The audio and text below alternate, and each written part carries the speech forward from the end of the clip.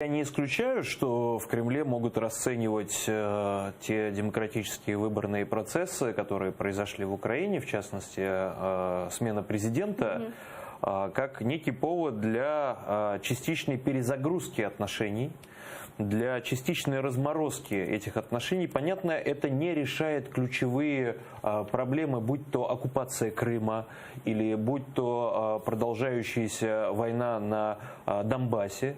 Но, по крайней мере, в вопросе освобождения политзаключенных, в вопросе освобождения военнопленных можно найти точки соприкосновения, которые могли бы устроить обе стороны. Потому что, не стоит забывать, здесь тоже находятся граждане России, которые совершали преступления, которые писали Путину письма «Путин, забери нас обратно». Есть тот же Вышинский и так далее, и так далее. То есть люди, в которых Россия заинтересована. И здесь уже необходимо вести разумный диалог относительно возврата граждан Украины обратно, возможно, с обменом на вот этих российских граждан. Это рационально, вот как вы считаете?